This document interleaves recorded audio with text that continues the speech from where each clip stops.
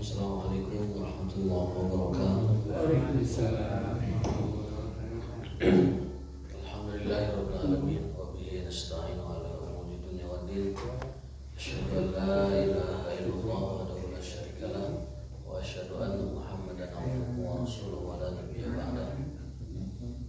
Addal amanah wa ballagha risalah wa nasaha ummah wa jahada fillahi haqqa jihadi hatta atahul yaqin. Tarakana 'alal mahajjatil bayda lailuha kanahariha la yazigu anha illa halik. Allahumma shalli wa sallim ala nabiyyina Muhammadin sayyidil awwalin wal akhirin al-mab'uts rahmatan lil alamin wa ala alihi wa ashabihi wa man sara ala nahjihi ila yaumiddin. Amma ba'du, Bapak sekalian yang dirahmati Allah Subhanahu wa taala. Alhamdulillah kita dapat kembali mengkaji talabul ilmi kita, daras kitab Zadul Ma'ad. Mudah-mudahan tetap istiqomah. Dan istiqomah itu memerlukan 3 hal. Yang pertama adalah menyibukkan ilmu, menyibukkan diri dengan ilmu, semangat mencari ilmu. Kita bisa istiqomah dengan itu. Yang kedua adalah mujalasatus sholihin, berteman dengan orang soleh. Itu memotivasi kita untuk selalu hadir istiqomah. Yang ketiga yang paling susah ini, mujahadatun nafsi, maksakeun maneh. Nah, eta beratnya kan katiluna eta. Maksakeun teu maksakeun mah bisa. Istiqomah itu bohong besar. Nol besar istiqomah kalau tidak memaksakan diri. Dari memaksakan akhirnya terbiasa. Maksa biasa. Setelah biasa suka. Setelah suka cinta. Kalau sudah cinta, jangankan hadir pengajian, gunung pun didaki, laut pun diselami. Kalau sudah cinta begitu. Tresno jalanan soko kuliner. Kuliner. Jadi cinta tumbuh itu karena terus-terusan terbiasa. Itu kaidahnya begitu. Tresno jalanan soko kuliner sebenarnya. Kuliner ya. Kalau banyak ngomong kuliner. Karena kemarin ke Jawa sama Nyonya ya, sama Bu Haji. Itu sepertinya menumbuhkan kembali tresno antara Pak Haji dengan Ibu. Dikenal ngolok. Bagian dari makar. Untuk merajut kembali cinta yang sudah dirajut selama ini. Mudah-mudahan Allah Ta'ala memberikan keberkahan kepada kita semua. Amin. Hari ini kita akan melanjutkan kajian kita kitab Zadul Ma'ad, masih bab tentang nama ya. Kemarin kita baca bahwa nama itu benar-benar memberikan pengaruh. Dan nama itu adalah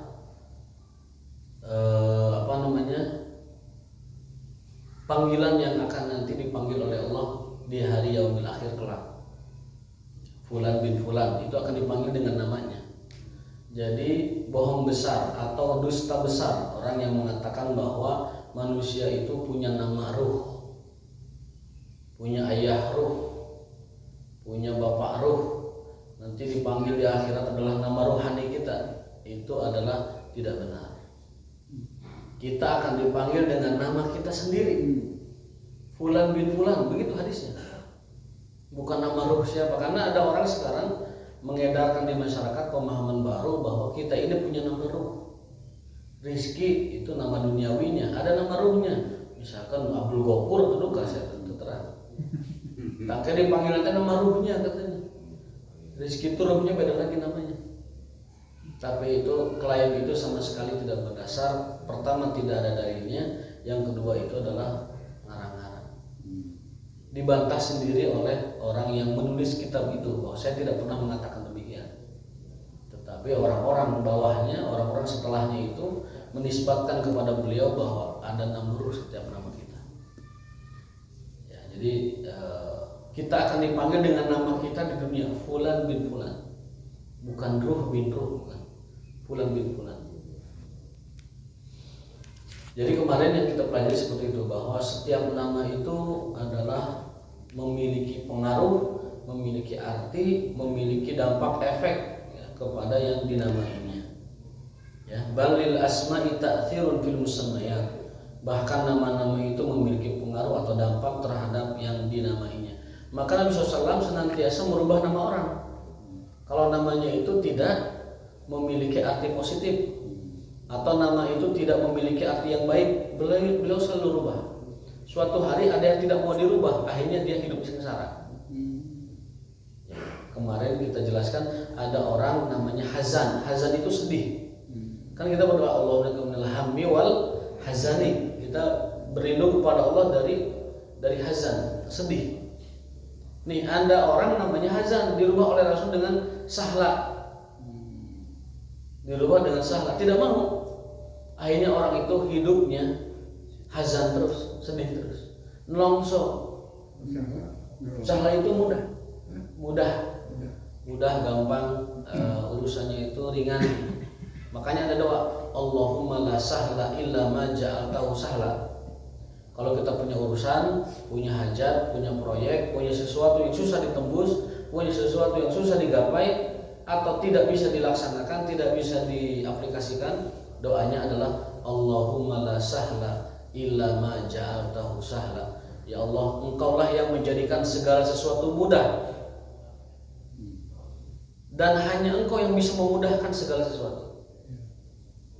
Saminggu teu aya wae panggilan ke Jakarta teh. Ridwan misalkan. Iya mah contoh saja ya kan. Seminggu tidak ada juga misalkan proyek yang datang. Nah, maka untuk mendobrak kesukaran, kesulitan dan kebekuan dan semacam itu, doanya adalah Allahumma la sahla illa ma ja'altahu sahla. Ya Allah, tidak ada kemudahan kecuali yang Engkau mudahkan dan Engkau jadikan segala sesuatu mudah bagi Engkau. Allahumma la sahla illa ma ja'altahu sahla wa anta taj'alil huzna idza syi'ta sahla. Itu doanya. Itu arti sahla. Maka Rasul pernah merubah nama Hazan dengan Sahla. Tidak nurut orangnya, karena ini kan pemberian datuk kakiku gitu kan, datuk kakek segala macam. Akhirnya orang itu nelongso. Nelongso sampai menjelang akhir hayat, dia menyadari ini kayaknya karena saya tidak merubah nama saya, dirubah menjadi nama yang baik, akhirnya hidupnya menjadi lebih mudah, lebih ringan gitu. Jadi nama itu benar-benar punya pengaruh, nama-nama itu benar-benar punya dampak, dan nama-nama itu memiliki arti serta efek kepada sugesti kejiwaan seseorang dan juga nasib seseorang. Bukan hanya sugesti, tapi nasib juga itu berdampak dari nama. Ya. Makanya dirubah nama yang tidak memiliki arti. Alhamdulillah kita nama-namanya bagus. Hanafiyah itu nama adalah Hanif. Hanif itu lurus, bersih, bening. Hunafa. Wa ma umiru illa liya'budullaha mukhlishina lahuddin. Hunafa. Hunafa itu jamak dari Hanif. Akar kata sama dengan Hanafiyah. Pak Ridwan juga. Ridwan itu dari ridho. Pak Haji ada nama Hanafiyah, lurus, bening, jernih. Luar biasa. Anu teh sampeyan oke epen malah. Maknana tadi. Apa itu? Cacat menang lagi. Maria nama kita Sunda. Kan ada Syafi'inya. Oh iya, Syafi'inya. Syafi'i itu pemberi syafaat, pemberi bantuan, pemberi keringanan kepada orang yang disyafaati. Amin. Sebagaimana Imam Asy-Syafi'i itu nama aslinya adalah Muhammad bin Idris Asy-Syafi'i. Ya, nama aslinya Muhammad bin Idris, lalu dijuluki sebagai Al-Imam Asy-Syafi'i.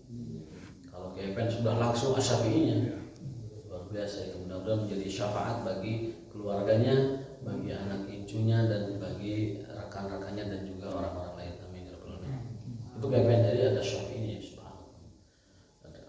Tadi aku bilang, epen apa artinya gitu. Tadi saya berpikir mutan-mutan, ternyata ada Syafi'inya. Masya Allah. Ya, Bang Kumis. Mohon, kita acan pendak kata sama ini. Acan pendak. Jadi setiap nama itu ada artinya. Orang lain sering menyebutnya hoki, tapi itu dalam Islam bukan hoki. Tapi memang lil asma'i ta'thirun, bahwa nama-nama itu punya taksir, punya makna, punya arti, punya dampak, punya sugesti, punya nasib di situ nama itu. Apa buktinya? Nabi sering kali, bukan sering, bahkan bisa dibilang termasuk kebiasaan beliau merubah nama orang-orang. Sering beliau itu merubah nama. Jadi nama itu mirip seperti doa ya. Nama itu mirip seperti doa. Nama itu mirip seperti doa. Maka yang namanya tidak bagus dalam aktenya misalkan tidak apa-apa, akte biarkan. Tapi nama panggilan mudah-mudahan dibuat bagus. Tapi juga ada larangan kita menamai dengan nama yang tanda petik ya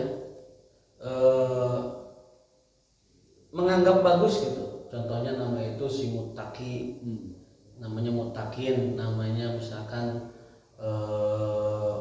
Muflih, namanya misalkan Sukar. Nama-nama yang di dalamnya itu ada arti menganggap dirinya itu baik gitu. Ini jelaskan juga di situ. Ya. Kalau orang di Jawa itu kan ada yang namanya Sugeng, Ya. Sukar. Ya mungkin kemampuan ilmunya waktu itu hanya arti dari Iya. arti Jawa gitu. Nanti kalau nggak Sugeng jadi pertanyaan, loh kok orang Sugeng mas gitu? Kan Sugi. orang Sugi, namanya Sugi, orang Sugi, jadi congkongan kan begitu. Oh, orang ini menyebutkan what is the name itu kemana? Apa yang namanya? Apa artinya sebuah nama? Nah itu mah bagi orang yang apa namanya, mungkin karena nama-namanya tidak berarti, jadi mereka mengabaikan arti nama itu. Dalam Islam nama itu adalah punya pengaruh, dampak, sugesti dan juga perubahan nasib bagi pemilik nama tersebut. Di sini ada keterangan bahwa kita ini tidak boleh menamai dengan nama-nama yang nama-nama yang mencap dirinya itu soleh gitu. Soleh namanya, Muttaqin namanya, kemudian Muhsin, itu tidak diperkenankan nama-nama itu. Kalau mau pakai Abdul Muhsin silakan. Tapi kalau namanya Muhsin, Muttaqin ya, kemudian apa namanya tadi, Muflihin dan sebagainya, itu tidak dianjurkan. Berdasarkan larangan Nabi SAW ya, la tuzakku anfusakum, janganlah kalian menganggap diri kalian itu baik dengan merubah nama kita dengan nama yang tadi Muttaqin, Muhsinin, kemudian Muflihin, kemudian yang semisal dengan itu kita seolah-olah menganggap diri kita itu sudah baik. Ustaz, lihatnya sekarang kan udah era ibu-ibu muda sekarang. Oh iya, betul. Nama anak-anak itu ya ke arah ke barat-barat. Betul, sekarang itu nama itu udah ngikutin di medsos. Sosial betul lah. Namanya itu aneh-aneh gitu, namanya sudah nama ke barat-baratan. Apalagi khawatirnya nama ke barat-baratan itu artinya tidak baik, kita tidak tahu kan. Kalau namanya baik, barat tapi ada Islamnya itu masih benar. Misalkan Sabrina itu kan dari kesabaran. Ada itu Mas Safira itu adalah apa namanya kebeningan hati. Barat tidak apa-apa, tapi yang ada kata itu di dalam bahasa Arabnya gitu. Tapi kalau itu tidak ada sama sekali, khawatir justru maknanya tidak baik. Khawatir namanya tidak baik. Saya akan bacakan dari awal. Walam makana musammal harb wal murrah aqra syai'in nufus wa aqbahuha indaha. Adapun nama-nama seperti harab, namanya si perang misalkan, murrah si pahit, aqra syai'in lin nufus, itu yang paling tidak disukai. Dan juga apa terkesan sangat jelek sekali nama seperti itu. Si perang, si ganas, kemudian si pahit, si sangar, itu tidak baik nama itu. Jangan dinamai seperti itu. Si garang, si gahar, tidak baik. Karena akbahul asma harban wa murrah wa ma asbahaha wa ma asbahu. Itu adalah seburuk-buruk nama. Rasul menyebutkan seburuk-buruk nama itu seperti itu. Si perang, si pahit, si gahar, si garang, si keling, si ganas, itu enggak boleh. Seburuk-buruk nama gitu. Wa ma ajdaru hadil asma bi ta'sirha fi musammayatiha. Itu akan berdampak kepada kejiwaan pemilik namanya. Kata Ibnu Qayyim rahimahullah demikian. Kama athara ismu Hazan al-huzunah fi Sa'id ibn Musayyib wa ahli baiti. Sebagaimana yang pernah menimpa keluarga Hazan ketika Rasul menyuruh namanya berubah dari Hazan ke Sahla, namun tidak menurutinya, itu keluarga tersebut tertimpa kemalangan. Sampai akhirnya mereka pun menuruti saran Rasulullah SAW merubah namanya, dan akhirnya beliau dan keluarganya orang tersebut menjadi berbalik kondisinya. Ya, berbalik kondisinya. Faslun, kemudian bab berikutnya. Nah, apa tema berikutnya? Wa amman nahyu an tasmiyatil gulam bi yasar. Juga larangan terhadap nama yasar, si mudah, si gampang, si beruntung, si untung ya aflah untung. Jadi nggak boleh namain anak untung. Yasir. Bisa untung, karena teh mana betul untung itu nama untung tadi gitu. Ngaranna untung dagang rugi wae. Jadi cemoohan gitu. Si untung, si apa yasar tuh kiri ya. Yasar tuh kiri. Yasir mudah. Kalau yasir mah bagus, itu mudah. Bukan klaim yasir mah, itu mah harapan, mudah-mudahan dimudahkan urusannya.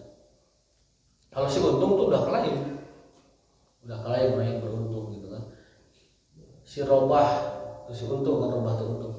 Fahadha limana akhar qad asyara ila fil hadis wa huwa qawluhu fa innahu yaqulu atamma huwa fa yuqalu lah.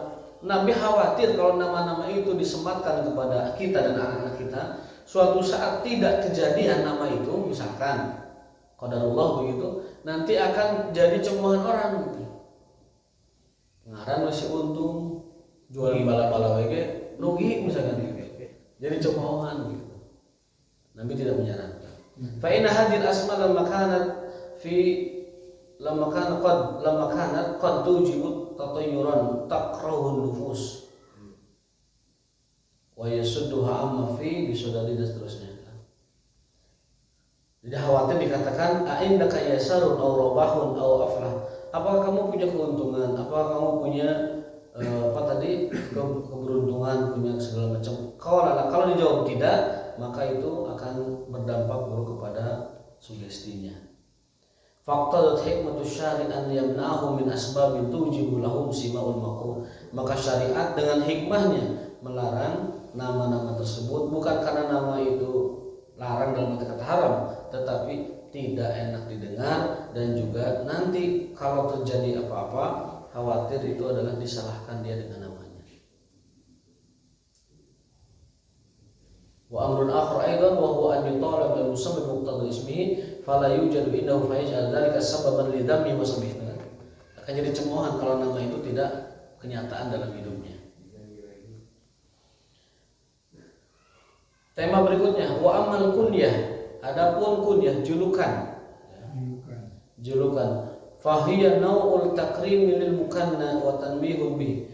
Julukan itu adalah sebuah ungkapan pujian atau sanjungan kepada orang yang dijulukinya. Kunyah. Namanya kunyah. Nabi senantiasa memberi kunyah kepada orang-orang. Seperti Nabi memberi kunyah kepada Ali bin Abi Thalib dengan sebutan Abu Turab. Ali bin Abi Thalib itu nama julukannya Abu Turab.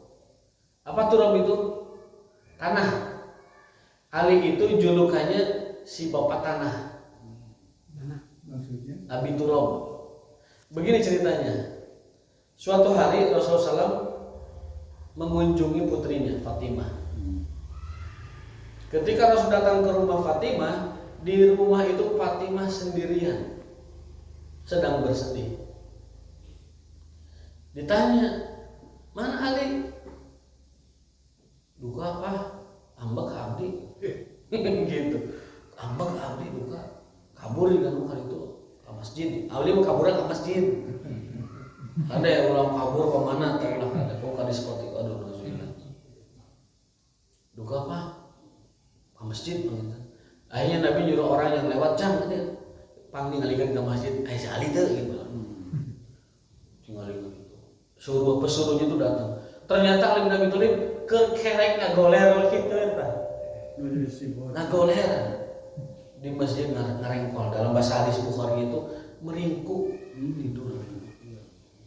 Jadi pas ya sadar Fatimah tidur di masjid. Nah, itu orang soleh mah kabur teh ke masjid kalian. Itu garis bawah.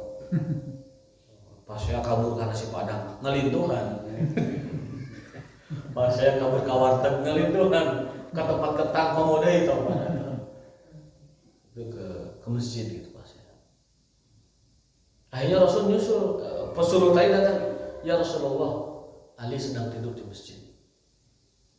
Rasul samperin, pas samperin bener itu minantu nate keur tibra ngarengkol tuh orang soleh mah di mana wae geus tibra Pak. Orang soleh mah di mana wae tidur tibra, tidak ada gelisah mereka mah.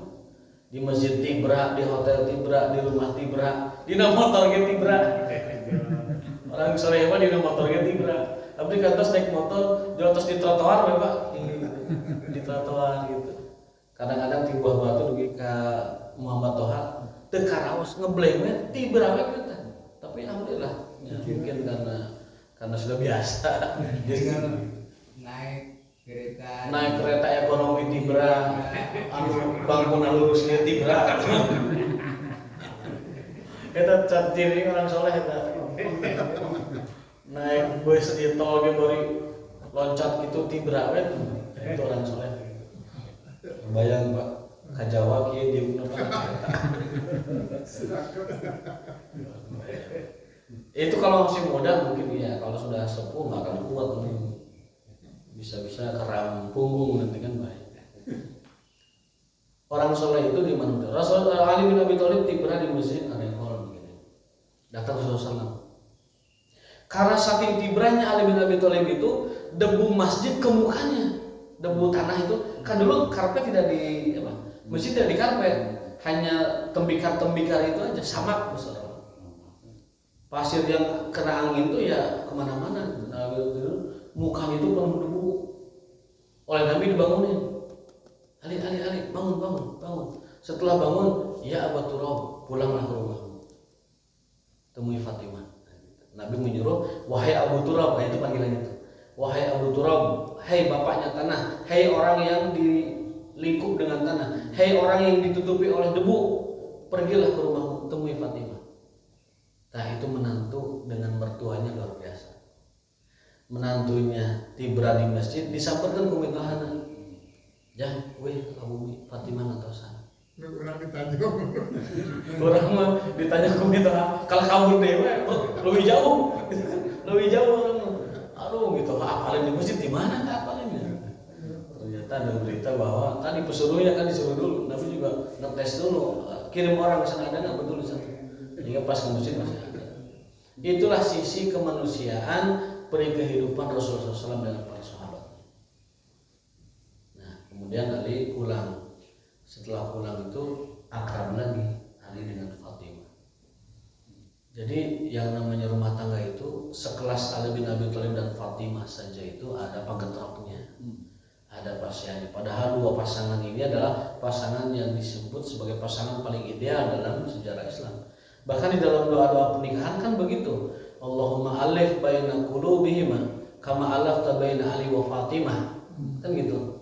Allahumma alif bainahuma kama alafta baina Adam wa Hawa, kama alafta baina Yusuf wa Zulaikha, kama alafta baina Sulaiman wa Bilqis, kama alafta baina Ali wa Fatimah. Itu didoakan demikian. Tapi namanya rumah tangga ayah baik. Mungkin orang soleh mah tahu cara yang betul dan tepat bagaimana pasya itu dimanage dengan baik. Mun kabur ka masjid, gampang neangna. Kantu ditaros ke DKM. Pak DKM, aya teu caroge abdi di dinya? Aya keur ngarengkol foto. Oh, aya di itikaf foto di foto itikaf. Di store, ke pusat langsung di store. Lalu dikirim ke pusat. Oh, mohon aya mah teu atur nuhun reg. Itu zaman sekarang begitu di foto. Kalau mah gampang tidak repot-repot melaporkan, cukup foto, gambar memberitakan segalanya. Zaman sekarang begitu. Foto, oh ayah tibra di masjid itikaf, alhamdulillah terus. Nah jadi orang soleh itu tetap ada masalah dengan keluarganya, hanya saja ketika ada masalah mereka tahu cara yang benar untuk menangani dan memanage konfliknya itu dengan keluarganya. Suatu hari ada orang datang ke rumah Umar bin Khattab. Ini cerita memang ada yang meragukan, tetapi dalam kitab Imam Suyuti disebutkan ada ceritanya. Suatu hari ada seorang sahabat mengadu kepada Umar karena perilaku istrinya anu rada kasar lah begitu. Gudung-murang, piring-piring di dapur di kolong terang begitu. Wah, iya kudu laporan ke Umar ini naon gitu supaya ada solusi. Ketika dia datang ke rumah Umar, tiba-tiba mendengar dari balik pintu Umarnya keur dicarekan ku istrina. Padahal itu Umar bin Khattab itu orang yang menguasai 2/3 dunia. Dalam sebuah syair disebutkan, wara sahibu kisra an ra'a umaran utlan wa huwa ra'iha. Ketika utusan Persia melihat Umar tertidur di bawah pohon dengan tibranya begitu, tanpa menggunakan kebesaran apa-apa, itu disebutkan bahwa dia adalah pemilik 2/3 dunia.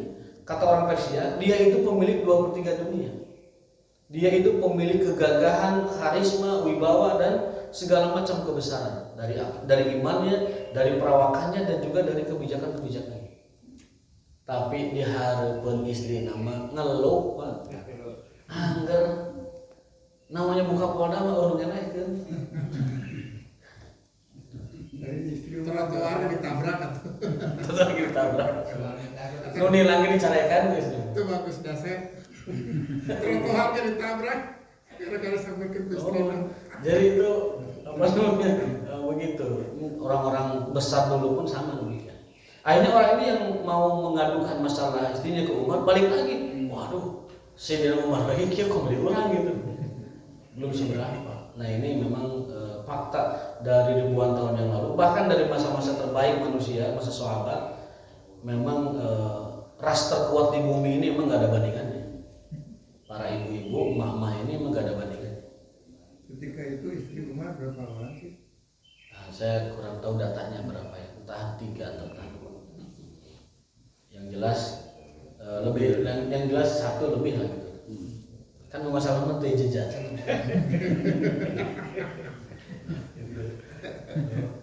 Tadi itu bagus dasar kumaha keker jeung Oh iya, hangarna. ketua ini kan ormas besar kan. Salah trotoarnya ditabrak kabur. Kamu terakhir ditabrak. Tong boroning eta. Polisi nu nilangge dicarekan polisina ibu-ibu. Dicarekan polisina. Kiri kanan. Nah gitu. Jadi itu sudah Allah gambarkan di dalam surat Az-Zukhruf ayat 18. Coba dibuka surat itu. Awaman yunasab bil hilyah wa huwa bil khisam ghairu mubin. Allah menciptakan wanita itu pada 2 fitrah. Fitrah pertama adalah yunasya'u fil hilyah, sangat mencintai perhiasan. Wanita diciptakan untuk mencintai perhiasan. Wa huwa fil khisam ghairu mubin, dan wanita itu diciptakan dengan kondisi yang tidak bisa bersikap ajeng. Tidak ajeng gitu. Ghairu mubin. Mubin itu ajeng jelas, ghairu tidak jelas, tidak mubin. Labil. Jadi Allah menciptakan wanita dengan 2 fitrah. Fitrah pertama menyukai perhiasan, fitrah kedua itu labil. Maka dia butuh laki-laki supaya tidak labil dan supaya memberinya perhiasan. Kalau laki-laki beda fitrahnya. Apa? Syahwatur rijal fin nisa. Syahwatnya laki-laki itu di wanita. Ada ayatnya. A'udzubillahi zuyyina lin-nasi hubbus syahawati minan nisa. Allah jadikan syahwat para laki-laki itu minan nisa. Nisa bentuknya jamak. Wanita-wanita. Itu ayat Quran. Quran. 1400 tahun yang lalu aja ini Quran. Zuyyina lin-nasi hubbus syahawati minan nisa'i wal banina wal qanatiril muqantarati wal dhahab wal, baru mas perak itu di akhir kalau laki-laki, sebelum kuda, wal khayli, lalu kuda, wanita, kemudian apa namanya, nisa'i wal, anak-anak, laki-laki nih fitnah ataupun syahwat laki-laki. 1 wanita, yang kedua sayang itu ke anak-anak, yang ketiga baru harta benda, yang terakhir kuda-kuda, kendaraan. Iya. Istri, anak, harta, baru kendaraan, itu laki-laki syahwatnya di situ. Tapi yang pertama itu nisa. Maka laki-laki mah yang diburu, yang dikejarnya itu adalah an-nisa. Kalau an-nisa yang dikejar itu perhiasan. Wajar. Jadi wanita tuh goyahnya dengan perhiasan, laki-laki goyahnya dengan wanita. Jadi itu salah nggak? Itu salah. Disodoran uang 1 koper, laki-laki masih stop. Ini aku, saya tidak mau menerimanya. Tapi di suguhan wanita yang itu mah oleng, oyang begitu. Waduh, rame di luar sini baik. Gitu. Payan gitu ya, payan. Baik, kembali ke tema kita bahwasanya panggilan Ali bin Abi Thalib itu Abu Turab karena asbabul wurudnya. Ya. Kalau hadis itu asbabul wurud, kalau ayat itu asbabun nuzul. Asbabul wurudnya itu adalah ketika Ali bin Abi Thalib pasya dengan Fatimah Zahra radhiyallahu anha, Ali pundung nanti ke masjid. Laki-laki, ini juga hadis ini memberi hikmah kepada kita. Laki-laki itu mesti ngalah. Ya. Laki-laki mesti, karena tidak mungkin nanti ujungnya ada yang benar, ada yang salah. Nggak mungkin di rumah tangga itu. Tidak boleh ada yang merasa menang, tidak boleh ada yang merasa kalah di rumah tangga. Mendingan ngalah. Ngalah terus, nggak apa-apa. Nanti suami takut istri. Ya bukan, tetap memberi nasihat. Jangan-jangan kita yang salah. Jangan-jangan kita yang salah. Ngalah. Ali bin Abi Thalib buktinya beliau yang pundung ke masjid. Daripada di rumah pasien terus, mendingan ke masjid. Nggak lihat berada di masjid. Jadi harus ada yang mengalah salah satu. Itu baru rumah tangga akan terjaga. Di dalam wasiat atau pesan dari Syekh At-Turaifi ketika beliau ditanya oleh keluarga kerajaan di Arab Saudi, mungkin ada masalah rumah tangga lah. Syekh, tolong beri nasihat saya. Kira-kira apa yang dapat menjaga keutuhan rumah tangga di keluarga? Apa jawaban Syekh? Uskut. Apa itu uskut? Uskut. Banyak-banyak diam. Diam itu menyelesaikan banyak masalah. Diam itu menghindarkan banyak masalah. Diam itu menciptakan keharmonisan yang luar biasa. Diam. Laki-laki itu terhormat dengan diamnya. Makanya Rasul bersabda, "Man kana yu'minu billahi wal yawmil akhir falyaqul khairan aw liyasmut." Barang siapa yang beriman kepada Allah dan hari akhir, maka hendaklah dia menjaga diamnya. Bukan berarti dia membetem kemudian tidak ngomong, bukan. Maksudnya laki-laki itu mesti lebih sedikit ucapannya daripada istrinya. Laki-laki itu mesti lebih sedikit, lebih cool, lebih kalem, jangan banyak bicara. Karena disitulah rahasia keluarga itu dapat dijaga. Mengalah, artinya mengalah mas. Jangan sama-sama keluar kata-kata yang banyak, sama-sama mengalah. Dan perempuan mah kata psikologi juga harus mengeluarkan 20 atau 15.000 sampai 20.000 kata per hari. Perempuan itu secara psikologis mesti mengeluarkan 15.000 sampai 20. Kalau laki-laki itu tiap hari maksimal 7.000 kata. Jadi perempuan itu 2 kali lipat potensi bicaranya ketimbang laki-laki. Maka perankanlah itu dengan baik. Kalau sama-sama kuat bicaranya, sama-sama kencang bicaranya, maka tidak akan ada keakraban di dalam rumah tangga. Kemudian Rasul pernah menjuluki Anas bin Malik dengan sebutan saudaranya ya, Abu Umair. Kalau Ali itu Abu Turab, kalau saudaranya Anas ini Abu Umair. Ceritanya begini, kenapa disebut Abu Umair? Orang ini, anak ini masih kecil, punya burung piaraan. Siapa tahu saja Bambang lah gitu. Punya burung piaraan. Nama burungnya itu Nuger. Si Nuger. Ini juga sunnah bahwa kalau punya kendaraan, punya hewan binatang piaraan dinamain, Pak. Sunnah itu. Manuk nuka hiji namina misalkan si John, nama nuka dua burungna namanya si Lennon misalkan, nama yang ketiga si namanya misalkan Jonathan dan sebagainya. Jadi sunnah kita menamai benda-benda kita. Mobil nuka hiji namanya si Jagur, nama nuka dua si Legend, nama nuka tilu si Kukut misalnya dinamain. Rasul pun setiap kuda itu 7 kuda namanya ada. Waktu kita pernah bahas dalam kitab ini, setiap kendaraan Rasul ada 7 kuda, ada 45 onta, ada 100 kambing. Itu kecuali kambing ya, yang tidak ada riwayatnya. Itu setiap ontanya dinamai, setiap kudanya dinamai, setiap pedangnya dinamai, ada 10. Setiap baju perangnya ada dinamai semua. Itu satu hikmahnya, satu mengikuti sunnah Rasul, meneladani beliau sebagai teladan kita. Yang kedua, memberikan keakraban antara si benda dengan pemiliknya. Itu semakin lebih akrab. Karena benda semacam itu dia akan lebih awet dan lebih bagus ketika harmonis dengan pemiliknya. Jadi binatang itu tahu kalau dipanggil. Tahu. Dia mengerti dan paham tahu. Makanya Nabi memberi nama tiap kuda-kudanya itu. Nah, ini ceritanya Anas bin Malik punya adik. Adiknya ini punya burung piaraan namanya Nuger, si Nuger. Nuger. Nah, gini ceritanya. Suatu hari Nabi SAW ketemu dengan si anak ini, yang punya burung Nuger ini. Ditanya oleh beliau, "Ya Abu Umair, madza fa'ala Nuger?"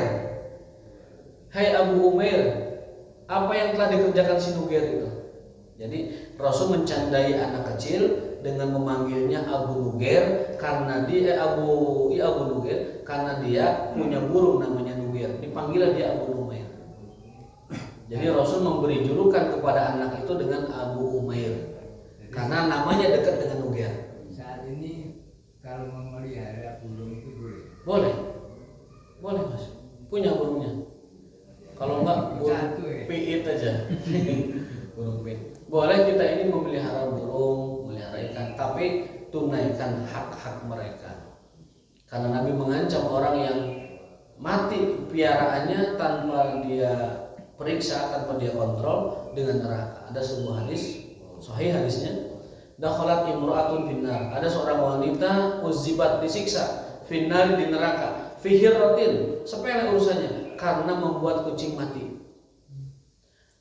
Lahia akamatha, dia tidak kasih makan, wala asyrabatha, tidak dikasih minum, wala tarakatha taqul fil ardi, juga tidak membiarkan kucing itu makan di luar dengan sendirinya. Maka wanita ini masuk neraka. Padahal dalam riwayat, dalam penjelasan hadis ini, wanita itu wanita soleha. Wanita soleha, tapi dia menyebabkan kucing mati sengaja dalam arti kata tidak memberi makan, tidak memberi minum, tidak juga membiarkan kucingnya itu lepas di luar makan sendiri. Burung gitu ya. Seperti hanya itu burung, seperti hanya juga hewan lain. Sebaliknya ada wanita yang disebutkan wanita tidak baik. Sebutkan kalau tidak salah itu di penjelasannya itu pelacur ya. Yang pelacur terlalu kasar, PSK. Gitu kan. Tetapi dia punya amal baik, apa itu? Memberi minum seekor anjing yang kehausan. Dia buka sepatunya, lalu diambilkan air, diminumkan ke anjing yang sedang kehausan berat itu. Allah memujinya dan membalasnya kebaikan itu dengan surga. Jadi memelihara satu hewan binatang hukumnya boleh, tetapi tunaikan hak-haknya, terutama makan, minum. Atau kalau tidak, lepaskan di luar. Kalau pasangan, saya tidak menemukan di hadis ini, karena hadisnya itu lahiyya akamatha, beri makan, walahiyya asyrabatha, minum, atau biarkan dia tinggal di luar. Artinya memberikan pasangan menurut hadis ini tidak wajib. Yang penting kasih makan, kasih minum. Ya kalau kita mau lebih manusiawi, standar manusia, ya berikan pasangan. Tapi itu di hadis itu tidak disebutkan. Jadi boleh memelihara binatang. Dilepas nanti nggak pulang lagi. Oh ya, kalau gitu mah ya berarti jangan miara binatang, biarkan lepas di alam bebas. Ustaz, harga istri boleh menamai tadi? Oh boleh. Hiji ya, Sinimat, kedua Silinca, ketiga Sipuleng. Boleh. Nah, supaya lebih semangat gitu. Jadi di WA teh aya pulen 1, pulen 2, pulen 3 gitu. Boleh jadi menamai. Tapi nama itu jangan dikasih ke orang lain. Nanti, wah ini siapa sih pulen 2 ini, pulen 3, pulen 4 kan banyak gitu. Jadi boleh, jangankan itu, bahkan piaraan kita, kendaraan kita dikasih nama.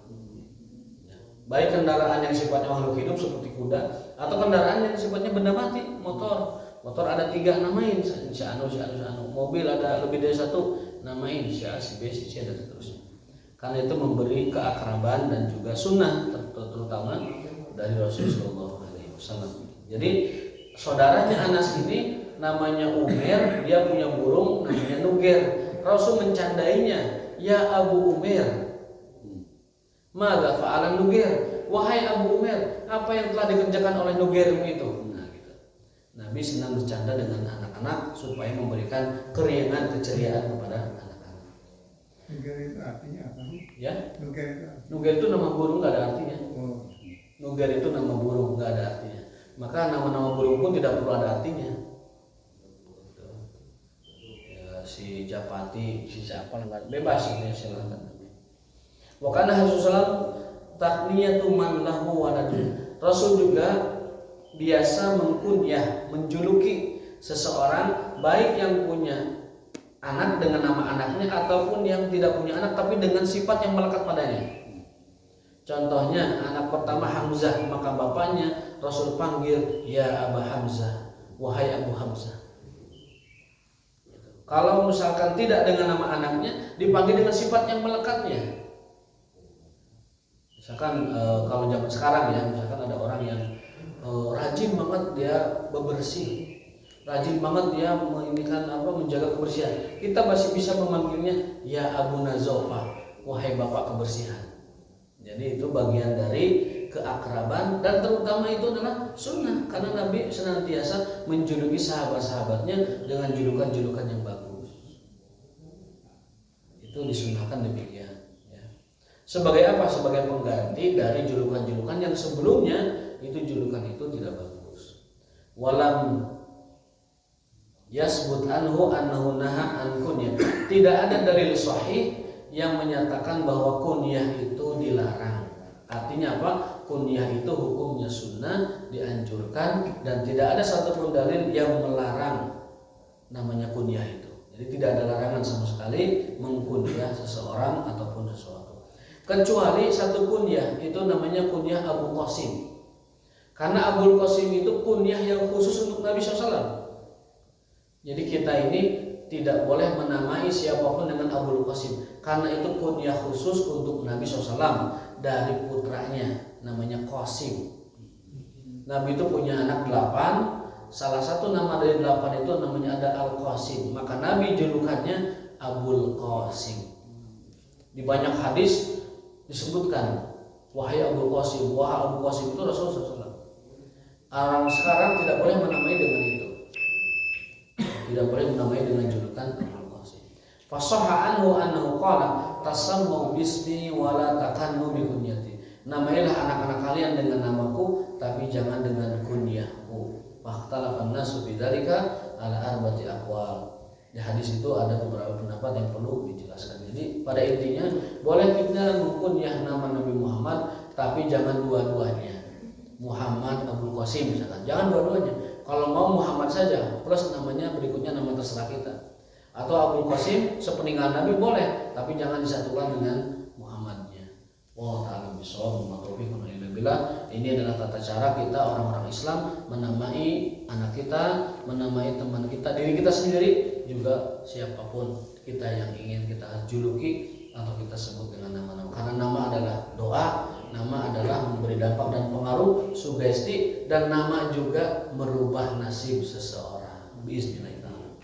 Subhanallah wa bihamdika asyhadu an la ilaha illa anta astaghfiruka wa atubu ilaik. Assalamualaikum warahmatullahi wabarakatuh.